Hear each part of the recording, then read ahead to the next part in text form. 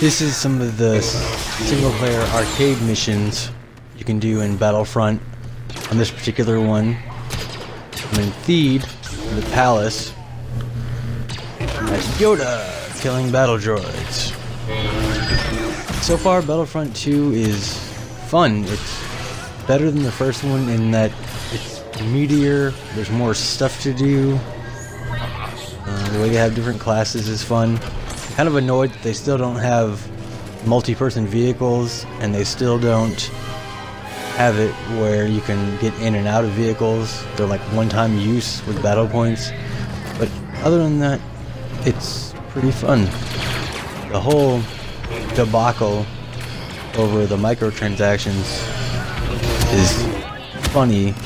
It's really what you can buy with the microtransactions is star cards, and star cards don't make a huge difference in abilities, whereas weapon upgrades are way more important, and you have to get weapon upgrades by playing the game and getting kills with the character and stuff, not through star cards, so microtransactions didn't really affect it. In some modes, like in Starfighter Assault, you could call it pay to win because you can make the hero ships way better with epic star cards, and you could buy them, but I mean, it's up to random numbers at that point anyway. As the Bible once said, a fool and their money are soon parted. Right here, it's another arcade scenario. You're actually supposed to be either Han or Chewie in this scenario, but I decided to just pick a heavy trooper to get some practice in. I'm sorry, not heavy. This is the assault trooper. To get some practice in using the abilities like that recon dart, and to get a feel for the timing of the thermal detonator, because you can't cook a thermal detonator like the way you cook a grenade in other games. So I'm trying to get a feel for the fuse timer, and I'm also trying to get a feel for this new blaster I unlocked. It's like really heavy. I mean, it does light damage, but it fires fast, and each bolt does really good damage if you hit them in the head, like, or precision shots. The other thing is you can switch to a Vanguard mode, which essentially gives you a shotgun. I don't know if it actually is a shotgun.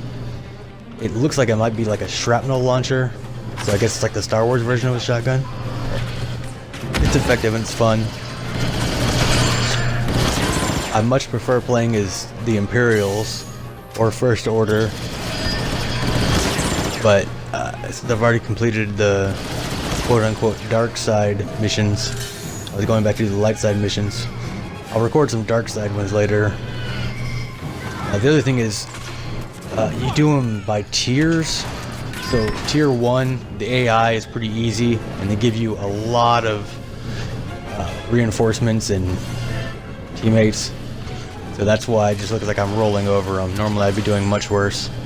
Yeah, right there I'm using the shotgun thing. And then they have little melee hits that don't do much damage, but they stun the person, which works well. Here I'm playing another generic rebel trooper. This is on the Yavin 4 map. On here you're supposed to build up enough battle points to get either Leia or Luke. But I was just taking the opportunity to play around with the actual trooper classes to get a better feel for them, because whenever I'm playing online against people, most of the time I'm doing really bad. And I'm having fun, but the maps are so new to me, it's easy to get lost. Sometimes it takes a long time to get to where the actual battlefront is. Oh, TK707 killed me. Here I was doing an actual online battle on Hoth, and I got a tauntaun, and I was having fun running around headbutting people behind enemy lines. They kind of don't expect you to be way back there behind the walkers, so I sort of infiltrated them with my tauntaun, and I was going around headbutting people, and I got on a kill streak. I found amusing. Right there you saw a Y-wing kamikaze that walker. That was pretty cool. Did damage. Bop. Bop. I just missed my headbutt twice, and then he killed me. Rom-com Tom and the ATST. Here, in Maz's castle on Takodana, there's a long pause right here because I was taking a short clip of what had happened, and then I realized later on that I could just do a capture and get the last few minutes, so that was stupid. But anyway, yeah, this is like using a hero type character, and you can see the big difference. Like, I mean, they just dice through people.